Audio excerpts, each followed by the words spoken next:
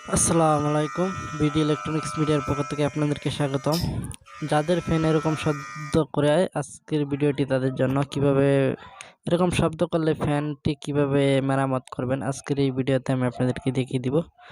প্রথমে ফ্যানটি খুলতে হবে, খোলার পরে আমাদের কয়েলটি চেক করতে হবে। কয়েলটি যদি আমাদের শর্ট থাকে তাহলে আমরা কয়েলে কাজ করব, আর যদি বেয়ারিং জাম থাকে তাহলে বেয়ারিংটি চেঞ্জ করে নেব। এটা দেখতে পাচ্ছেন মূলত কয়েলের সমস্যা, এই জন্য আমি কয়েলটি আবার নতুন করে কালেকশন উঠিয়ে দিচ্ছি। কয়েলের বডি শর্ট হয়েছিল। প্রথমে আমাদের কয়েলের বডি শর্ট থাকলে প্রথমে আমাদের কালেকশনটি কেটে নিতে হবে। কেটে নেওয়ার পর নতুন করে আবার কালেকশন উঠাতে হবে। উঠানোর পর আমাদের যে কাজটি করতে হবে, সুন্দর করে পেপার দিয়ে বেঁধে কালেকশনটি বের করতে হবে, যাতে একটার সাথে আরেকটা অ্যাডজাস্ট না হয়, তাহলে আবার বডি শর্ট দেখাবে, তাহলে ফ্যানটি ঘুরবে না। দেখতে পাচ্ছেন আমি অলরেডি কালেকশনটি বের করে নিয়েছি কয়েল থেকে, সুন্দর করে বা সুতা দিয়ে সুন্দর করে বেঁধে নিয়েছি। বেঁধে দেওয়ার পর আমাদের যে কাজটি করতে হবে, সিলিং ফ্যানের কয়েলে আমাদের বার্নিশ করতে হবে। বার্নিশ করার পর আমাদের একদিন রোদ্রে দিতে হবে। রোদ্রে না দিলে, যেহেতু বার্নিশ করার পর ভিজা থাকবে, এই জন্য কয়েলটি পুড়ে যাওয়ার সম্ভাবনা আছে, এই জন্য রৌদ্র দিতে হবে অবশ্যই। তারপরে এইভাবে হাত দিয়ে ঘুরিয়ে দেখতে হবে ফ্যানটি আমাদের ইজি আছে কিনা। তারপরে আমরা কয়েলটি চেক দিব।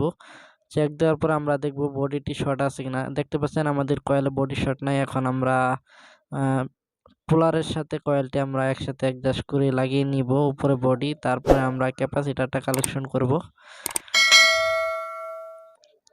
অবশ্যই খুব মনোযোগ সহকারে ভিডিওটি দেখবেন, তা না হলে কিছুই বুঝবেন না। আর ভিডিও শুরুতে যে কথা না বললেই নয়, আপনি যদি আমার চ্যানেলে নতুন হয়ে থাকেন তাহলে আমার চ্যানেলটি সাবস্ক্রাইব করবেন।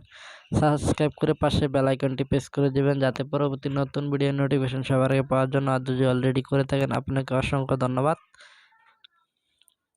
দেখতে পাচ্ছেন আমি অলরেডি ক্যাপাসিটার কালেকশন করে নিয়েছি। এখন আমি উপরের যে আমাদের বডি সহ যে ডান্ডিটা আছে, ডান্ডিটা আমরা স্ক্রু দিয়ে লাগিয়ে নিব ভালোভাবে।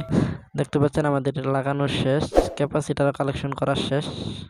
এখন আমরা ফ্যানটি চেক দিব। প্রথমে ফ্যানের মাধ্যমে ক্যাপাসিটার কালেকশন করতে হবে। কালেকশন করার পর এভাবে হাতে ঘুরিয়ে দেখতে হবে ফ্যানটি আমাদের ইজি আছে কিনা। যদি ইজি থাকে তারপরে সিরিজ লাইনের মাধ্যমে ফ্যানটি চেকিং করতে হবে। চেকিং করে দেখতে হবে ফ্যানটি পুনরায় ঘুরে কিনা। দেখতে পাচ্ছেন ফ্যানটি অলরেডি ঘুরতেছে। আর